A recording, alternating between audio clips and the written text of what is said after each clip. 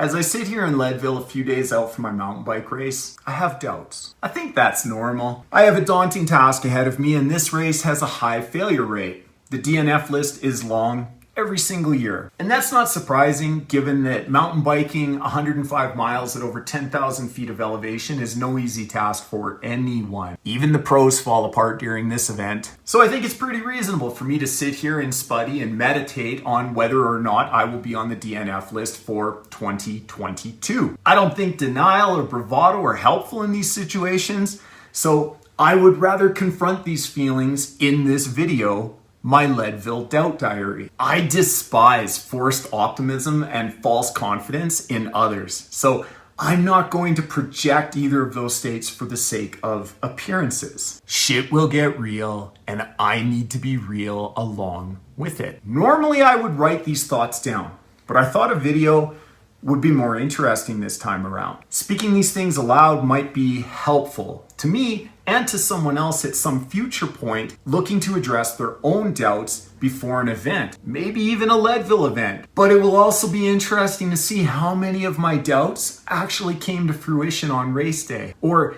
if everything was fine and all of this worry was for nothing. Let's start with where my head's at regarding my goals for the Leadville 100 MTB. I did a video in 2019 about goal setting for events like this one, though I was specifically talking about running at the time.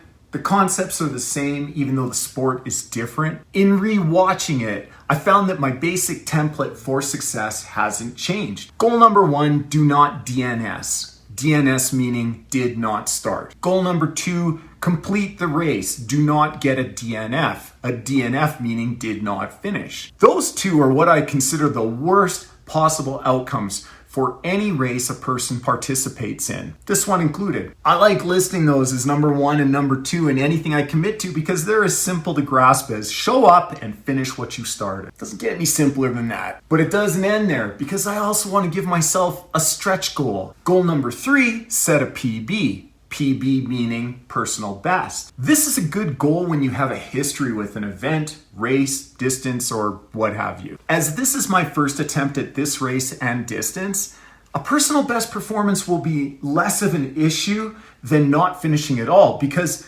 there's no previous standard with which to draw comparisons. And not finishing at all is what's on my mind. It's the many-headed hydra of my doubts.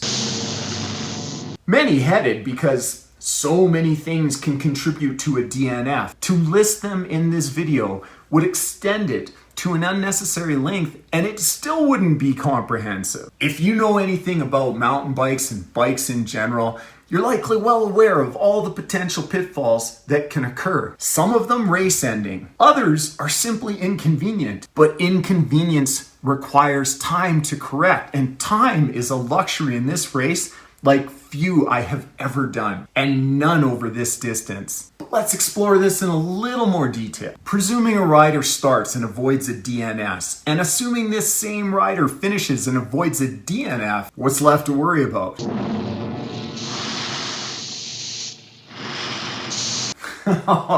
Oh, there's still something left because not all endings are equal at America's highest and hardest one-day race. Let's change points of view for a moment. 3 potential outcomes from the race organizer's standpoint at the Leadville 100 MTB can be considered success stories, though one of them is more of an avoided complete failure kind of success. It's still merit-worthy, but it's more of a moral victory for the participant than a race victory. So let me explain that. Some cyclists will achieve a sub-9 ride and be awarded a large belt buckle. Some cyclists will achieve a sub-12-hour ride and be awarded a small belt buckle. But some cyclists will arrive after 12 hours have come and gone, but before 13 hours have elapsed and receive a better luck next year, but they will still be admired for their grit in getting over the line so close to the cutoff. Everyone else will be listed as a DNF, and not necessarily at the finish line either.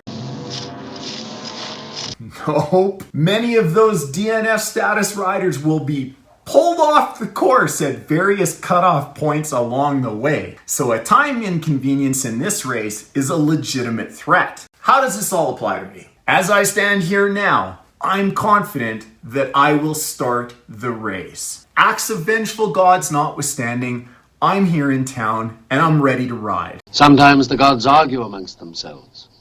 Then great winds blow. I did the training, I put in the work, and I committed to the process. The gods are best served by those who want their help least. That should mean starting the race, but finishing it, well... Look, I want to finish in under 9 hours and get a big belt buckle. Of course I do. Everyone who enters this race does, or at least it seems that way on social media. But I have ridden enough of the course during my taper to know that I would need a perfect day to achieve that. Not one thing can go wrong, or that's my sub 9 finish jeopardized, and no big buckle for me. And based on what all of that riding felt like and how it went in a general sense, I'd say a sub 12 finish is more realistic for a cyclist of my age in my physical condition with my cycling experience. It's not guaranteed by any stretch of the imagination, but maybe a small buckle is in reach if I keep mistakes to a minimum and focus on relentless forward progress. Just keep the rubber side down and focus on moving those pedals, even if I'm turning squares. But damned if that better luck next year or worse isn't threatening me while considering all of these potential outcomes.